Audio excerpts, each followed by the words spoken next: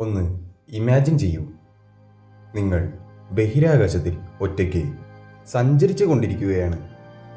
ചുറ്റും അവസാനമില്ലാത്ത ഇരുട്ട്. അപ്പോൾ ദൂരെയായി ഒരു ഭീമൻ കണ്ണ് നിങ്ങളെ നോക്കുന്ന പോലെ തോന്നുന്നു. ഇത് സിനിമാ കഥയല്ല, യഥാർത്ഥത്തിൽ ശാസ്ത്രജ്ഞർ പകർത്തിയ ഒരു കോസ്മിക് സ്ട്രക്ചറാണിത്. പ്രപഞ്ചത്തിൽ ഭൂമിക്ക് നേരെ നോക്കി നിൽക്കുന്നത് പോലെ തോന്നുന്ന ഒരു വിചിത്ര രൂപം ശാസ്ത്രജ്ഞർ കണ്ടെത്തിയിട്ടുണ്ട്. അവരതിനെ വിളിക്കുന്നത് ദ ഐ ഓഫ് ഗോഡ് എന്നാണ്, അതായത് ദൈവത്തിൻ്റെ കണ്ണുകൾ. ഇതൊരു ക്യാമറയല്ല, അന്യഗ്രഹ ജീവികളുടെ ഉപകരണവുമല്ല, അല്ലെങ്കിൽ അത്ഭുത ശക്തികളുടെ തെളിവുമല്ല. പക്ഷേ ആ ചിത്രം ആദ്യമായി കണ്ട പലരും ഒരു ചോദ്യം ചോദിച്ചു: ഇത് ശരിക്കും ഒരു കണ്ണുപോലെ തോന്നുന്നില്ലേ? ഇന്ന് നമ്മൾ നോക്കാൻ പോകുന്നത് ബഹിരാകാശത്തിൽ നിന്ന് ഭൂമിയെ നോക്കുന്ന പോലെ തോന്നുന്ന ആ മഹത്തായ കണ്ണിന്റെ യഥാർത്ഥ കഥയാണ്.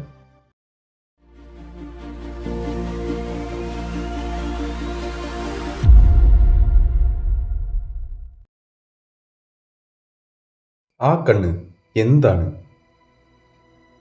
ശാസ്ത്രജ്ഞർ കണ്ടെത്തിയ ആ രൂപത്തിന്റെ യഥാർത്ഥ പേര് ഹെലിക്സ് നെബുല എന്നാണ്.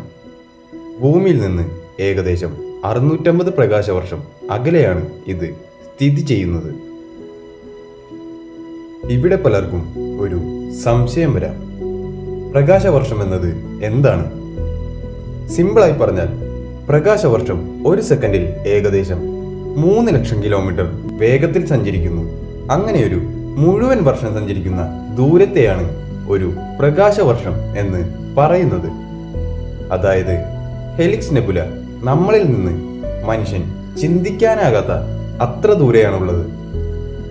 നെബുല എന്നത് എന്താണ്? നെബുല എന്ന് പറഞ്ഞാൽ ബഹിരാകാശത്തിൽ വാതകവും പൊടിയും ചേർന്ന് രൂപപ്പെടുന്ന വിപുലമായ മേഘ സമൂഹങ്ങളാണ്. ചില നെബുലകളിൽ നിന്നാണ് പുതിയ നക്ഷത്രങ്ങൾ ജനിക്കുന്നത്.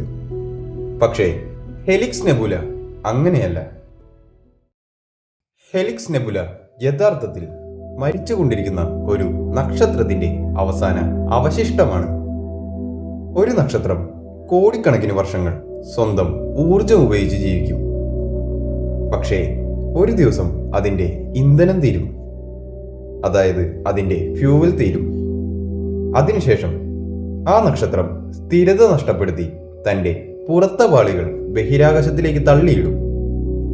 അങ്ങനെ പുറത്തേക്ക് പടർന്ന വാതകവും പൊടിയും ചേർന്നതാണ് ഹെലിക്സ് നെബുല.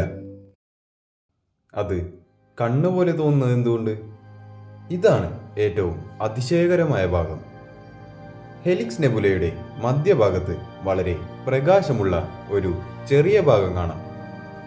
അത് മരിച്ചുകൊണ്ടിരിക്കുന്ന ആ നക്ഷത്രത്തിന്റെ ശേഷിച്ച കേന്ദ്രഭാഗമാണ്.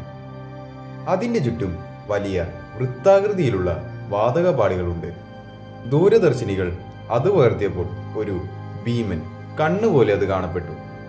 മധ്യഭാഗം കണ്ണിന്റെ കൃഷ്ണമണി പോലെ, ചുറ്റുമുള്ള പ്രകാശം കണ്ണിന്റെ വെള്ള നിറമുള്ള ഭാഗം പോലെ, പുറത്തെ ഇരുണ്ട വളയം കണ്ണിന്റെ മൂടിപാളി പോലെ. അതുകൊണ്ടാണ് പലരും അതിനെ ദൈവത്തിന്റെ കണ്ണെന്ന് വിളിക്കാൻ തുടങ്ങിയത്. അത് ശരിക്കും നമ്മളെ നോക്കുകയാണോ? ഇവിടെയാണ് മനുഷ്യ മനസ്സിന്റെ പ്രത്യേകത വരുന്നത്. മനുഷ്യന്റെ തലച്ചോർ അപരിചിതമായ രൂപങ്ങളിൽ പോലും പരിചിതമായ രൂപങ്ങൾ കണ്ടെത്താൻ ശ്രമിക്കും. മേഘങ്ങളിൽ മൃഗങ്ങളുടെ രൂപം കാണുന്നത് പോലെ, ചന്ദ്രനിൽ മുഖം കാണുന്നത് പോലെ, ബഹിരാകാശത്തിലെ ചില രൂപങ്ങളിലും നമ്മൾ കണ്ണോ മുഖമോ കാണുന്നു.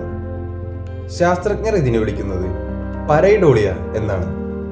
അപ്പോൾ പരൈഡോളിയ എന്താണ്?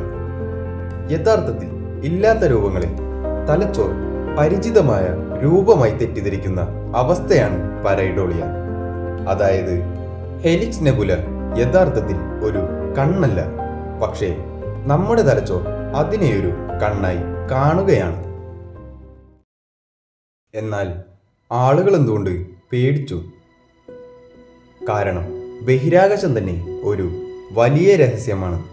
അവസാനമില്ലാത്ത ഇരുട്ട്, അറിയാത്ത വസ്തുക്കൾ, മരിച്ച നക്ഷത്രങ്ങൾ, ബ്ലാക്ക് ഹോളുകൾ, ഇതെല്ലാം ചേർന്നപ്പോൾ ഒരു ഭീമൻ കണ്ണുപോലെ തോന്നുന്ന രൂപം കണ്ടാൽ പലർക്കും അത് ഭയപ്പെടുത്തുന്നതായി തോന്നും.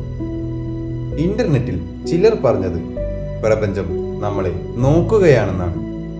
മറ്റു ചിലർ പറയുന്നത് ഇത് അന്യഗ്രഹ ജീവികളുടെ അടയാളമാണെന്നാണ്.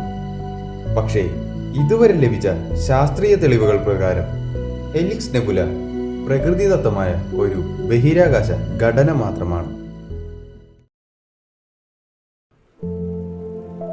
ബഹിരാകാശം പൂർണ്ണമായും നിശബ്ദമാണെന്ന് നമ്മൾ എല്ലായ്പ്പോഴും കരുതിയിരുന്നു.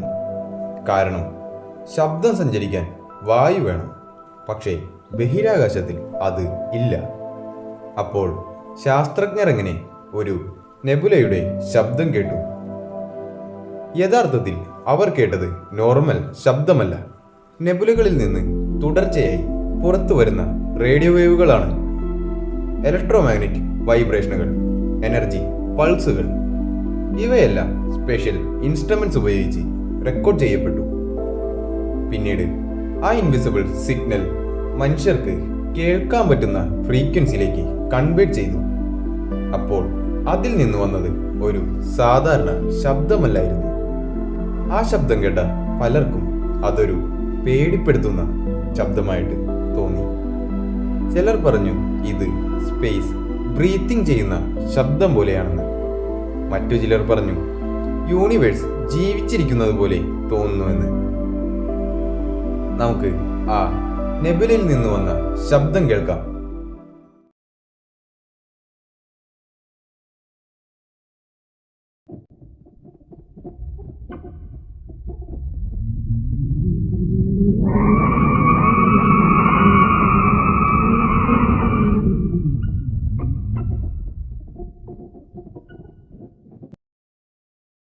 സയന്റിസ്റ്റുമാർ പറയുന്നത് മറ്റൊന്നാണ്.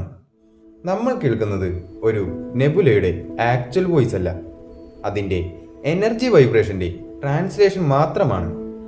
അതായത് സ്പേസ് സൈലന്റ് ആണെന്ന് നമ്മൾ കരുതുമ്പോഴും അതിൻ്റെ ആഴങ്ങളിൽ തുടർച്ചയായി ഇൻവിസിബിൾ വൈബ്രേഷൻ നടക്കുകയാണ്. ഒരുപക്ഷെ പ്രപഞ്ചം ഒരിക്കലും പൂർണ്ണമായും നിശബ്ദമായിരിക്കില്ല. പക്ഷേ ഇവിടെയൊരു അത്ഭുതകരമായ കാര്യമുണ്ട്.